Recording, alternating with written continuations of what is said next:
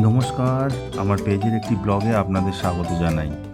আজ রবিবার, তাই দুপুরের লাঞ্চটা একটু তাড়াতাড়ি সেরে নিয়ে আমরা বেরিয়ে পড়লাম মুরুগুমার উদ্দেশ্যে।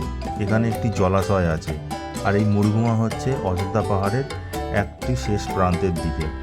আর এই জলাশয় থেকে নাকি শুনেছি যে সূর্যাস্ত নাকি খুব সুন্দর দেখা যায়।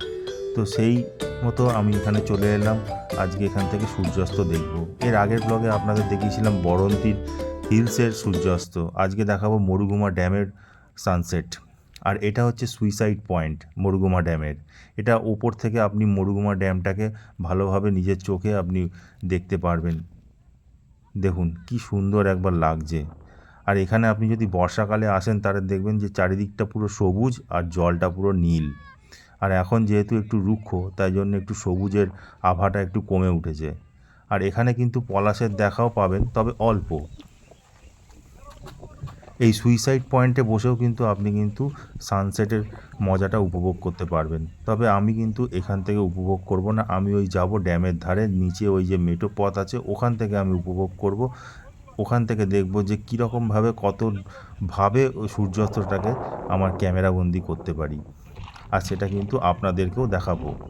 এই মরুগুমায় যদি আপনারা বর্ষাকালে আসেন তাহলে এদিকটা দেখবেন পুরো একদম সবুজে ঢাকা পড়ে যাবে, মনে যাবে কেউ একজন গালিচা পেতে দিয়েছে এই পাহাড়ের গায়ে। আর এই হচ্ছে অযোধ্যা পাহাড়ের একটি রেঞ্জ, যা এই মরুগুমাকে ঘিরে আছে। এই হচ্ছে সেই ড্যাম, আর এই হচ্ছে এখানকার সেই পলাশ ফুল। আমরা এখন সুইসাইড পয়েন্ট থেকে নিচের দিকে যাচ্ছি, চলুন আমাদের সাথে, আপনাদেরও নিয়ে যাচ্ছি।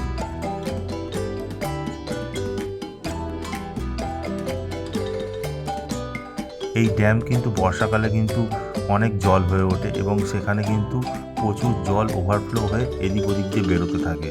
তো বর্ষাকালে এলে একটু সাবধানতা অবলম্বন করবেন আপনারা অবশ্যই। আর এই হচ্ছে সেই সানসেট, যা দেখে আমি কিন্তু একদম স্তম্ভিত। বাহ, কি সুন্দর লাগছে দেখুন। জলের ওই প্রান্তে পাহাড়ের কোলে সূর্যি মামা যাচ্ছে ঢেলে। এখন সূর্য চলে গেছে, ডুবে গেছে, আমাদেরও এখন বাড়ি যাওয়ার পালা, কারণ ঝুপ করে একটু পরেই কিন্তু অন্ধকার নেমে আসবে। এই দেখুন এরাও বাড়ি যাচ্ছে, তো আমরাও বাড়ির পথ ধরলাম। তো চলুন, আজকের ভিডিওটি কেমন লাগলো অবশ্যই কিন্তু জানাবেন। দেখা হবে পরের একটি ব্লগে। ততক্ষণ আপনারা সবাই ভালো থাকবেন, সুস্থ থাকবেন। আর যদি ভিডিওটি ভালো লাগে অবশ্যই কিন্তু লাইক